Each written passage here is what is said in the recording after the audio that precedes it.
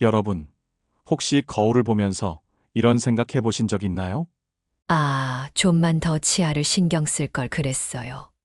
치아만큼 사람 미치게 하는 게 없네요. 너무 괴로워요.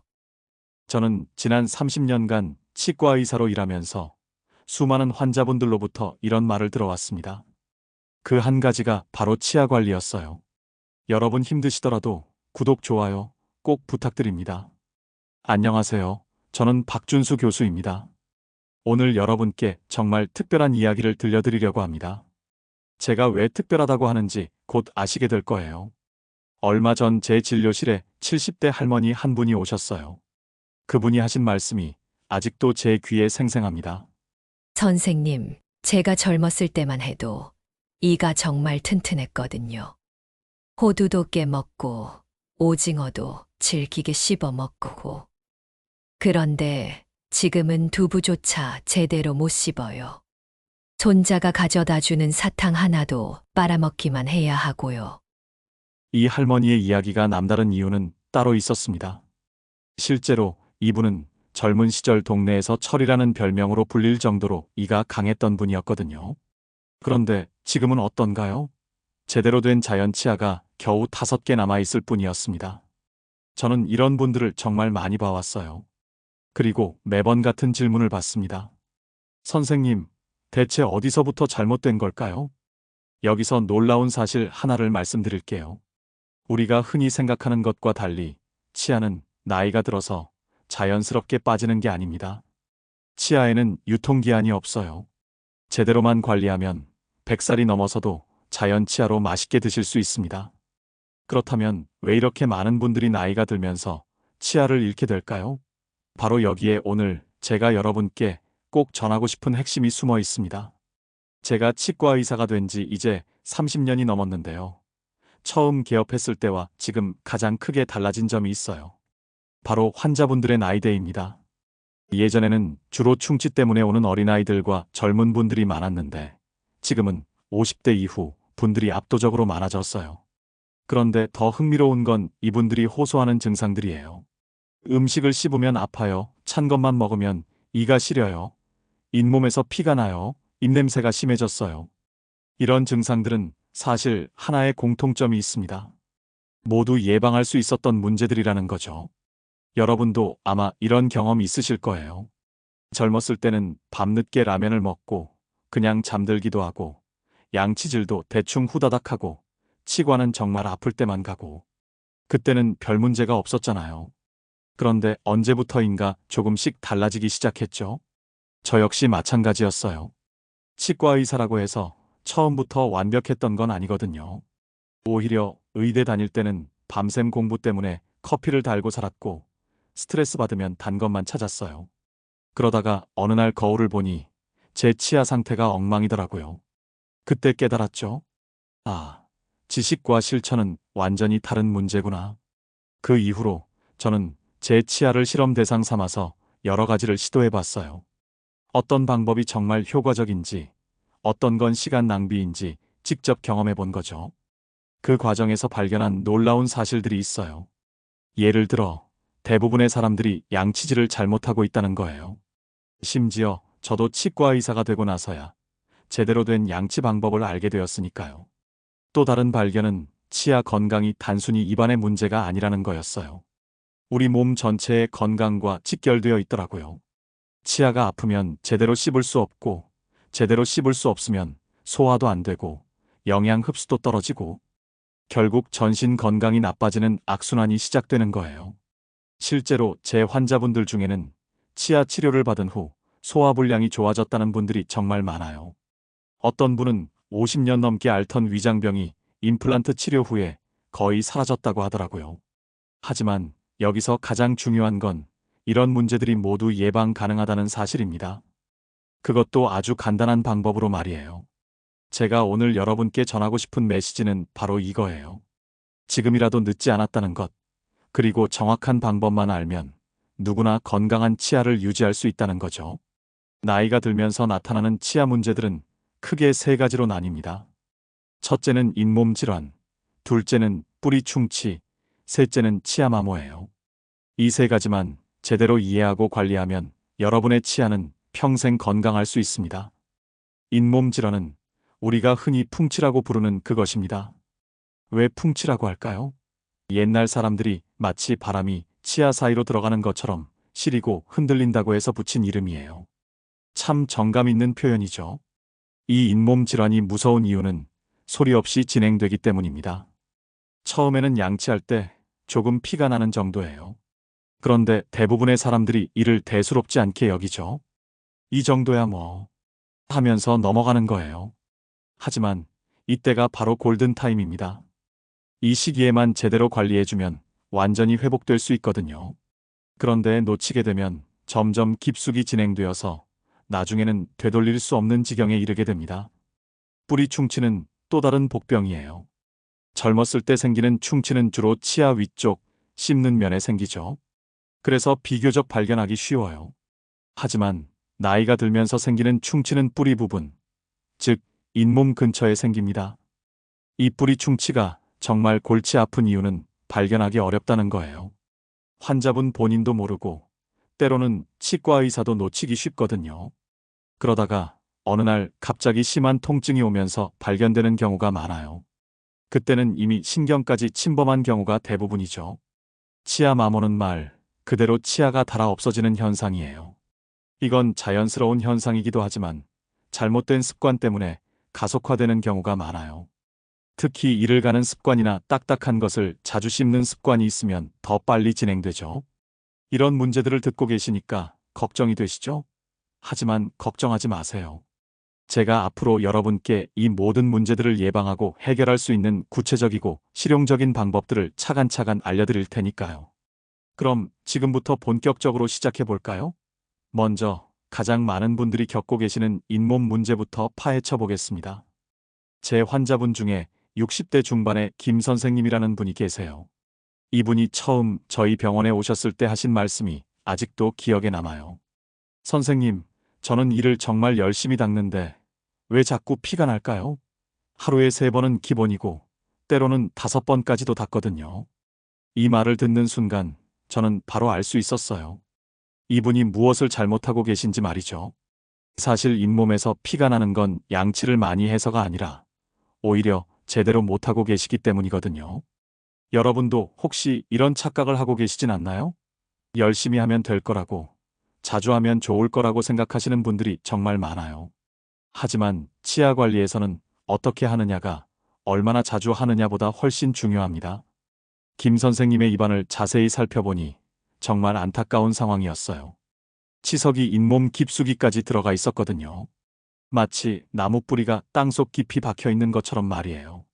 이런 상태에서는 아무리 열심히 양치를 해도 겉표면만 깨끗해질 뿐 정작 문제가 되는 부분은 전혀 건드릴 수가 없어요. 더 놀라운 건 김 선생님이 이런 상태를 거의 10년 가까이 방치하고 계셨다는 거였어요. 처음에는 양치할 때 조금 피가 나는 정도였는데 시간이 지나면서 점점 심해졌다고 하더라고요. 그런데도 나이가 들면 원래 그런 거 아니야? 하고 넘어가셨던 거죠. 여기서 정말 중요한 포인트가 있어요. 잇몸에서 피가 나는 건 절대로 정상이 아닙니다. 나이가 들어서 당연한 현상도 아니고요. 이건 명백한 질병의 신호예요. 건강한 잇몸은 연한 분홍색을 띠고 있고 탄력이 있어야 해요. 그리고 무엇보다 웬만한 자극에는 출혈이 없어야 정상입니다. 만약 사과를 베어 물었는데 사과에 피가 묻어난다거나 양치할 때 거품에 피가 섞여 나온다면 이미 잇몸에 문제가 시작된 거예요. 그런데 여기서 더 무서운 건 잇몸병이 진행되는 방식이에요. 처음에는 정말 조용히 시작돼요. 별다른 통증도 없고 일상생활에 지장을 줄 정도는 아니거든요. 그래서 대부분의 사람들이 무시하고 지나가는 거죠. 하지만 잇몸 속에서는 엄청난 일들이 벌어지고 있어요. 치석에 붙어있는 세균들이 독소를 만들어내고 이 독소가 잇몸 조직을 공격하기 시작하는 거예요. 처음에는 잇몸 표면만 빨갛게 붓고 출혈이 나는 정도지만 시간이 지나면서 점점 깊숙이 침투해 들어가요. 이때부터가 정말 심각해집니다. 염증이 깊어지면서 잇몸과 치아 사이에 주머니 같은 공간이 생기기 시작해요. 이 공간을 치준항이라고 하는데 여기에 음식 찌꺼기와 세균이 들어가서 더 큰 문제를 만들어내는 거죠. 더 무서운 건 이 염증이 뼈까지 침범한다는 거예요. 잇몸 아래에는 치아를 지탱해주는 뼈가 있거든요. 그런데 염증이 이 뼈를 녹여버리기 시작하는 거예요. 마치 집의 기둥이 썩어 들어가는 것과 같아요. 실제로 제가 김 선생님의 엑스레이를 찍어보니 뼈가 상당히 많이 소실되어 있었어요. 정상적이라면 뼈가 치아 뿌리 근처까지 올라와 있어야 하는데 거의 절반 정도가 녹아내려가 있더라고요. 이런 상태가 되면 치아가 흔들리기 시작해요. 지지해주던 뼈가 없어졌으니까 당연한 일이죠. 그리고 이때부터는 증상이 급격히 나빠집니다. 씹을 때 아프고 찬 것을 먹으면 시리고 심한 경우에는 가만히 있어도 욱신욱신 아파요. 하지만 여기서 놀라운 사실 하나를 말씀드릴게요. 이렇게 심각한 상태까지 진행되어도 완전히 회복 불가능한 건 아니에요. 물론 이미 녹아버린 뼈를 완전히 되돌릴 수는 없지만 더 이상의 진행을 막고 어느 정도 회복시킬 수는 있거든요. 김 선생님의 경우도 그랬어요. 처음에는 정말 심각한 상태였지만 제대로 된 치료와 관리를 통해서 지금은 거의 정상에 가까운 상태를 유지하고 계세요. 물론 쉬운 과정은 아니었어요. 여러 차례 깊은 치석 제거 치료를 받으셔야 했고 집에서의 관리 방법도 완전히 바꾸셔야 했거든요. 그런데 김 선생님이 치료받으시면서 하신 말씀이 정말 인상 깊었어요. 선생님, 진작 왔으면 이렇게까지 고생하지 않아도 됐을 텐데. 이 말을 들을 때마다 저는 정말 안타까워요. 조금만 일찍 오셨다면 훨씬 간단하게 해결될 수 있었을 텐데 하는 생각이 들거든요. 이제 두 번째 주요 문제인 뿌리 충치에 대해서 말씀드릴게요. 이건 정말 교활한 녀석이에요. 왜냐하면 환자분들이 거의 느끼지 못하거든요. 얼마 전에 50대 후반의 박 사장님이라는 분이 오셨어요. 이분은 정기검진을 받으러 오신 건데 본인은 아무런 증상을 느끼지 못하고 계셨어요. 그런데 자세히 검사해보니 어금니, 뿌리 부분에 상당히 큰 충치가 있더라고요. 선생님, 정말요? 저는 아무것도 안 아픈데요? 박 사장님이 정말 놀라시더라고요.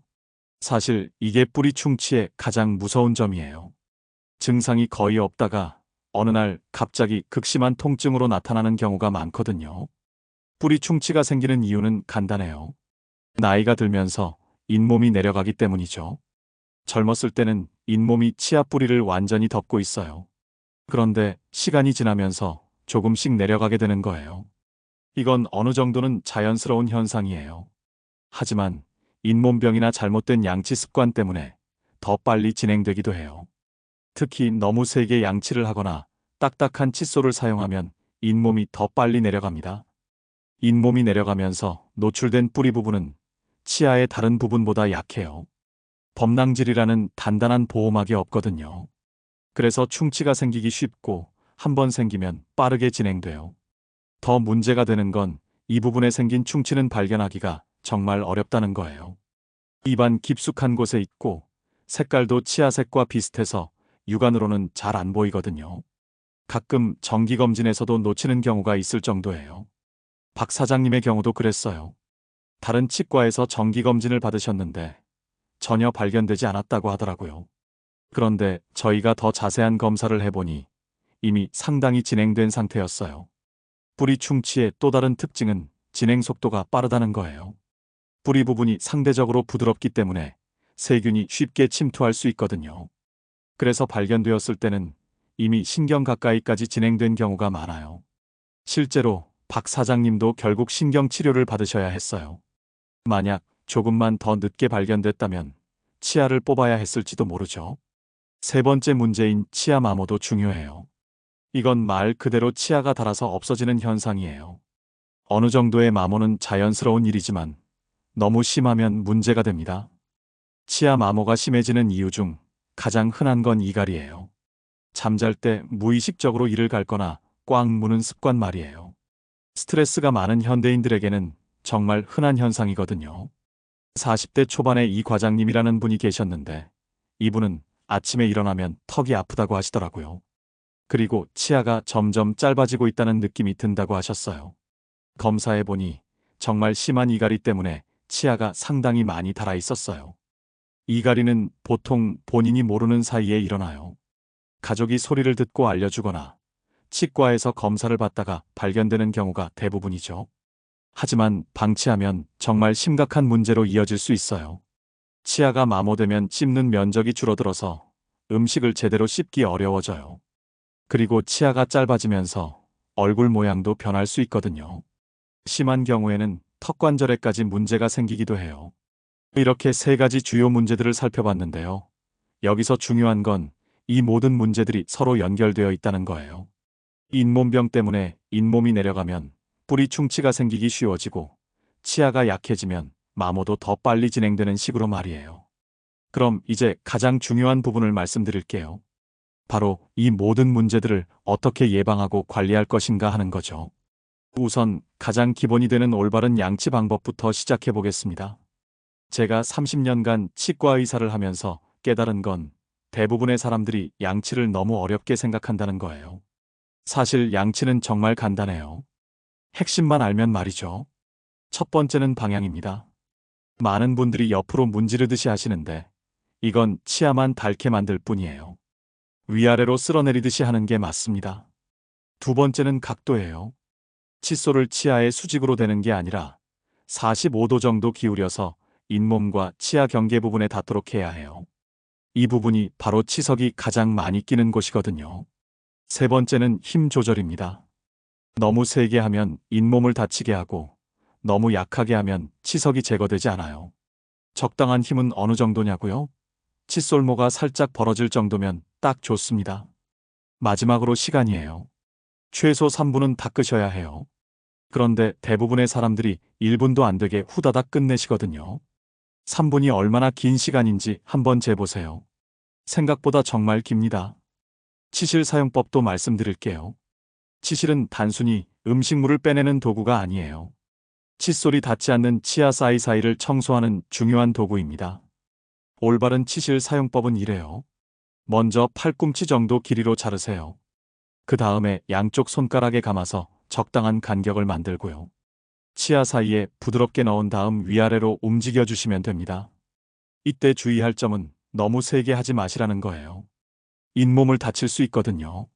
부드럽게 쓸어주듯이 하시면 됩니다. 구강청정제에 대해서도 많이 물어보시는데요. 이건 보조적인 역할로 생각하시면 돼요. 양치와 치실 사용을 제대로 하신 다음에 마무리로 사용하시는 거죠. 구강청정제만으로는 치석을 제거할 수 없어요. 다음으로 식습관에 대해 말씀드릴게요. 치아 건강에 가장 나쁜 건 뭔지 아세요? 바로 당분이 많은 음식을 자주 드시는 거예요. 특히 끈적한 사탕이나 캐러멜 같은 건 정말 안 좋아요. 그렇다고 단 것을 아예 먹지 말라는 건 아니에요. 먹되 올바른 방법으로 드시라는 거죠. 첫째, 한꺼번에 드세요. 조금씩 자주 먹는 것보다 한 번에 많이 먹는 게 치아에는 더 좋아요. 둘째, 드신 후에는 물로 입을 헹궈주세요. 당분을 씻어내는 효과가 있거든요. 셋째, 가능하면 식사 직후에 드시고 단독으로 간식으로 드시는 건 피하세요. 신음식도 주의하셔야 해요. 특히 탄산음료나 과일 주스는 치아를 부식시킬 수 있거든요. 이런 걸 드신 후에는 바로 양치하지 마시고 30분 정도 기다렸다가 하세요.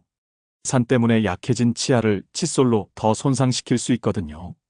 정기검진의 중요성도 강조하고 싶어요. 많은 분들이 아플 때만 치과에 오시는데 이건 정말 잘못된 생각이에요. 치과 질환은 초기에는 증상이 거의 없거든요. 아프기 시작하면 이미 상당히 진행된 상태인 경우가 많아요. 이상적으로는 반년에 한 번씩 정기검진을 받으시는 게 좋아요. 특별한 문제가 없어도 말이죠. 조기에 발견하면 간단한 치료로 해결될 수 있는 문제들이 늦게 발견되면 복잡하고 비싼 치료가 필요할 수 있거든요. 검진을 받으실 때는 엑스레이 촬영도 꼭 받으세요. 육안으로는 발견할 수 없는 숨어있는 충치나 잇몸 속 문제들을 찾을 수 있거든요. 요즘은 건강보험 적용도 되니까 부담도 많이 줄었어요. 흡연에 대해서도 말씀드려야겠네요. 담배는 치아 건강에 정말 치명적이에요. 잇몸으로 가는 혈류를 차단해서 잇몸병을 악화시키고 치유를 방해해요. 또 구강암의 위험도 크게 높입니다. 금연이 어렵다는 건 충분히 이해해요. 하지만 치아 건강을 위해서라면 꼭 필요한 선택이에요. 금연 후에는 정말 놀라울 정도로 입안 상태가 좋아지거든요. 스트레스 관리도 중요해요. 스트레스는 이갈이나 이 악물기 같은 나쁜 습관을 유발할 수 있어요. 또 면역력을 떨어뜨려서 잇몸병에 더 취약하게 만들기도 하고요. 충분한 수면, 규칙적인 운동, 균형 잡힌 식사 같은 기본적인 건강 관리가 치아 건강에도 도움이 됩니다. 나이별 주의사항도 말씀드릴게요. 50대부터는 잇몸 관리에 특히 신경 쓰셔야 해요. 여성의 경우 폐경 후 호르몬 변화로 인해 잇몸이 더 예민해질 수 있거든요. 60대 이후에는 뿌리 충치 예방이 중요해요. 불소가 함유된 치약을 사용하시고 정기적으로 불소 도포 치료를 받으시는 것도 좋은 방법이에요. 70대 이후에는 타액 분비량이 줄어들 수 있어요. 침이 줄어들면 자정작용이 떨어져서 충치나 잇몸병에 더 취약해져요. 이때는 인공 타액을 사용하거나 충분한 수분 섭취를 하시는 게 도움이 됩니다. 임플란트나 틀니를 하신 분들도 관리가 중요해요. 임플란트도 자연 치아와 마찬가지로 잇몸병에 걸릴 수 있거든요. 오히려 자연 치아보다 더 세심한 관리가 필요해요. 틀니를 하신 분들은 틀니뿐만 아니라 남아있는 자연 치아도 꼼꼼히 관리하셔야 해요. 틀니 때문에 음식물이 끼기 쉬워서 더 주의가 필요하거든요. 마지막으로 가족력이 있으신 분들에게 특별히 당부드리고 싶은 말씀이 있어요. 치과 질환은 완전히 유전되는 건 아니지만 체질이나 타액의 성질 같은 것들은 어느 정도 영향을 받을 수 있어요. 하지만 이것 때문에 포기하실 필요는 전혀 없어요. 오히려 더 세심한 관리를 통해 충분히 극복할 수 있거든요. 결국 중요한 건 꾸준함이에요. 하루아침에 완벽해질 필요는 없어요. 조금씩이라도 꾸준히 실천하시는 게 가장 중요합니다. 제가 환자분들께 항상 드리는 말씀이 있어요. 치아는 여러분이 평생 함께해야 할 동반자입니다. 잘 돌봐주시면 여러분을 끝까지 책임져 줄 거예요.